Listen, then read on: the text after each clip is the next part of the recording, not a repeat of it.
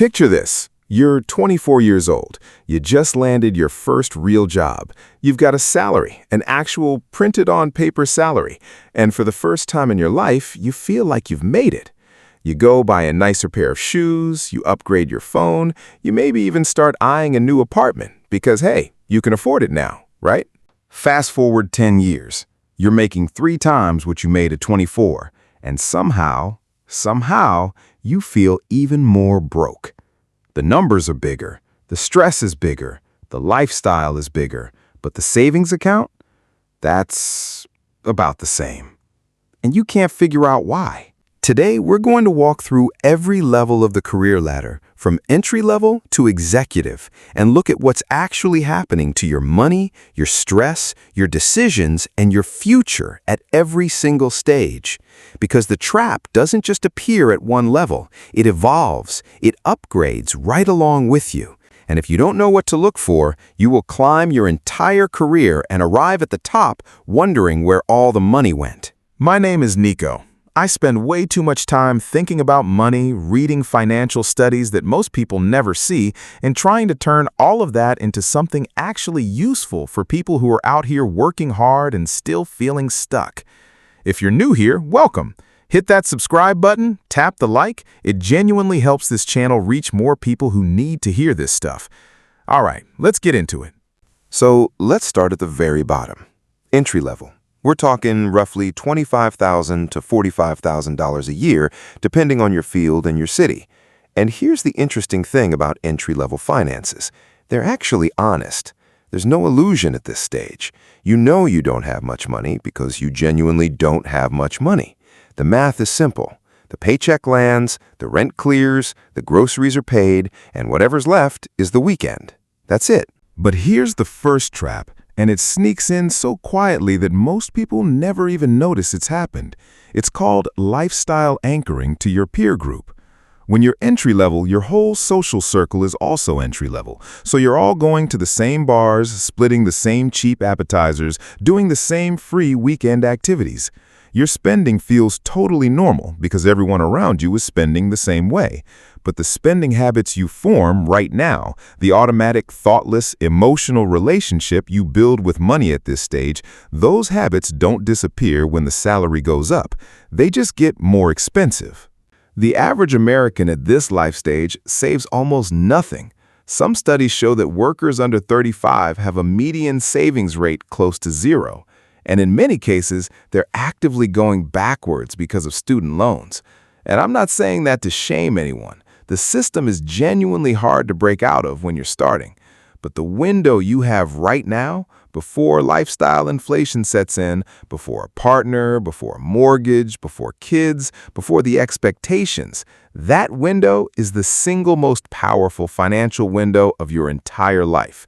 And most people spend it waiting to feel financially ready to start investing. Here's a number that should change how you see your 20s. If you invest just $200 a month starting at 22 at a 7% average annual return, you'll have around $520,000 by 65. Now, if you wait until you're 32 to start, 10 years later, putting in that same $200 a month, you end up with around $240,000. Same effort, same discipline. The 10-year head start is worth nearly $300,000. That is not a small number. That is a house. That is freedom.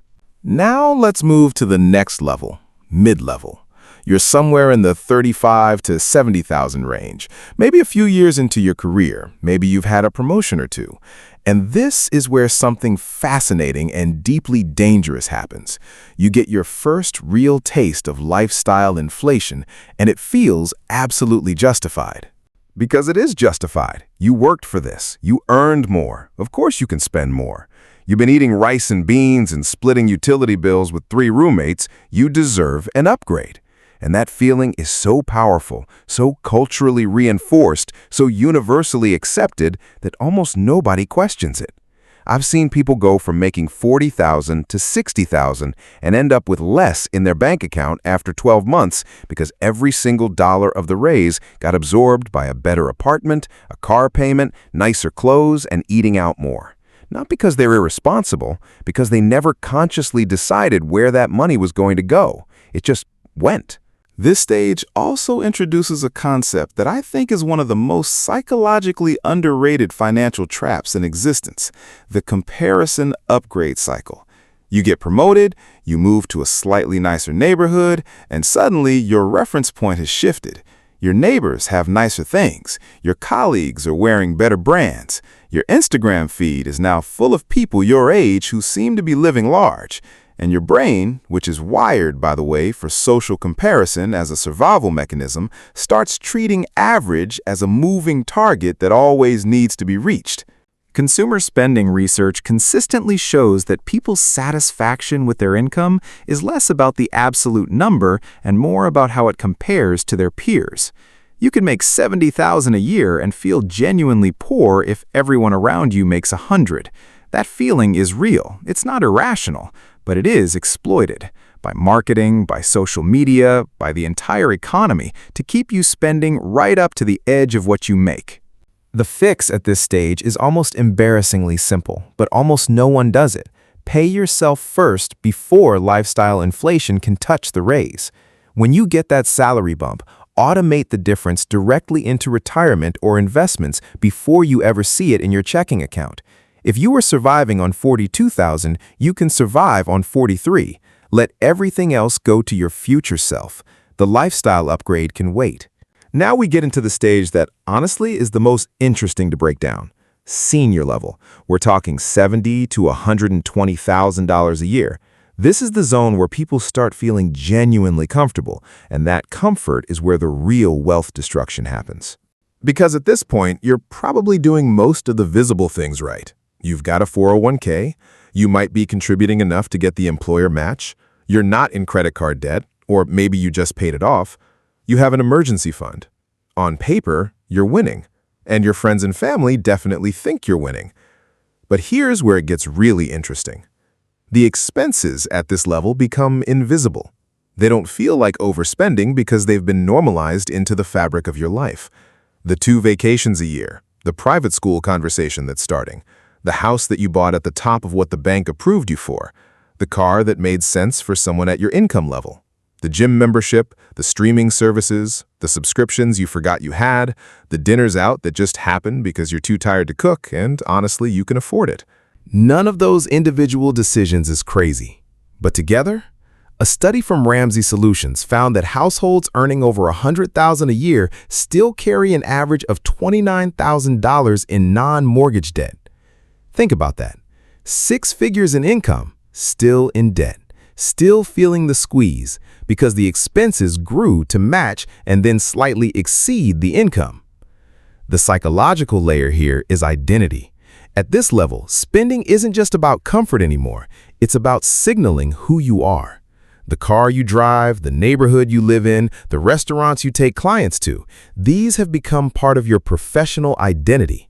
And that is a brutally expensive identity to maintain because it never gets cheaper. Every promotion just raises the bar. And here's the opportunity cost that people at this level almost never calculate. Say you're earning $95,000 and you're spending $92,000. That $3,000 a year savings rate seems fine. It doesn't feel broken. But if instead you'd held your lifestyle at a $75,000 spending level and invested the $20,000 difference annually at 7% over 20 years, you would have accumulated over $800,000. $800,000 from one decision, from choosing not to upgrade your lifestyle every time your salary upgraded. Now let's talk about management, the $100,000 to $180,000 range. And here's where the stress graph starts to look really alarming relative to the money, because this is the level where your compensation goes up significantly, but something else goes up even faster.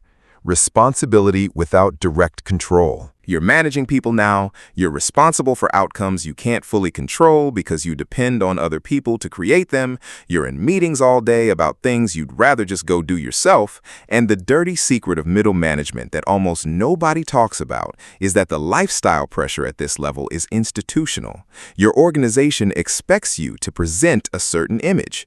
You eat at certain restaurants in certain parts of town, you dress a certain way, you take a certain kind of vacation. These aren't formal rules, they're just the water you swim in. At this level, scope creep also hits your personal finances.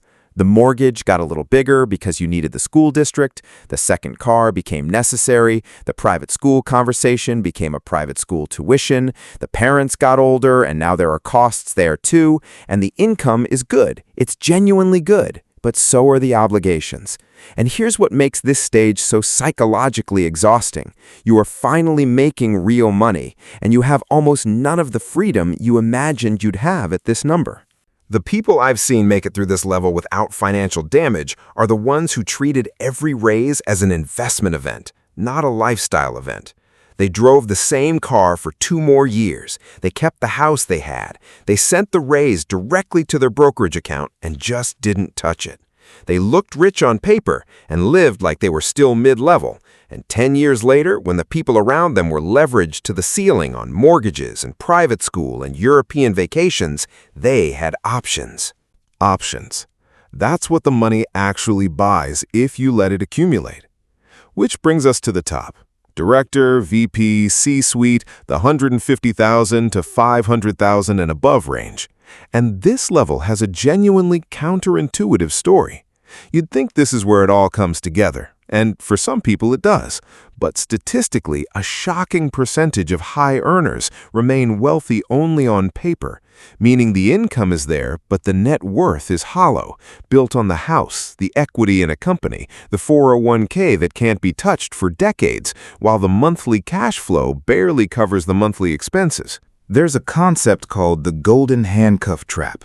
At this level, your entire lifestyle, the house, the kids' schools, the cars, the travel, the social obligations, requires your salary to function, which means you can't leave, you can't slow down, you can't take a risk on something you actually care about. Every month, the income and the expenses shake hands, and nothing is left over for actual financial freedom. You are trapped at the top of the ladder, and the ladder is leaning against the wrong wall. And the stress at this level? Research on executive burnout consistently shows that income beyond a certain threshold, studies have pegged it around $75,000 to $100,000 in purchasing power, stops meaningfully increasing daily emotional well-being, but the demands, the politics, the 24/7 availability, the accountability, that keeps growing. So you're essentially trading your health and your time for money you're not enjoying. That's not success. That's just expensive suffering. The people who actually win at this level are the ones who built the habits and the discipline in the early stages. They arrive here with low overhead, high savings rates from previous years, and they use the executive income not to escalate their lifestyle, but to compress their working timeline. They invest aggressively, they diversify, they build income outside their salary, and they make the exit when they want to, not when they're forced to. So here's what I need you to take from all of this. The trap is not that you make too little money. The trap is that the spending always grows to fill the income, and then a little more at every single level. The game is rigged to keep you feeling like you need just a little bit more before you can actually start building wealth. But the math doesn't care about how you feel. The math only cares about the gap between what comes in and what goes out, and what you do with that gap over time. Your income is probably going to grow over your career. That is almost certain. The question is whether your net worth grows with it, or whether you spend your whole career upgrading your lifestyle and arrive at 60 wondering where the money went. The single most powerful financial move you can make at any level, especially early, is to decide in advance what percentage of every raise is going directly to your future. Not what feels comfortable, not what your peers are doing. A real, committed, automatic percentage. 20%, 30, more if you can, and then protect that commitment the way you protect your rent payment because it is non-negotiable. The people who retire with real wealth aren't always the highest earners. They're the people who at every level of that ladder resisted just a little bit of the pull to spend everything they made. They kept a gap, they fed that gap, and compound interest did the rest. If this video made you look at your career and your finances even slightly differently, then it did exactly what I needed it to. Leave a comment telling me which level you're at right now. I genuinely read them, and I'd love to know what resonates. And if you want to go deeper on any one of these stages, the comparison trap, the golden handcuff, how to actually automate a savings system that works, there are videos right here on this channel that go much further down the rabbit hole. I'll see you in the next one.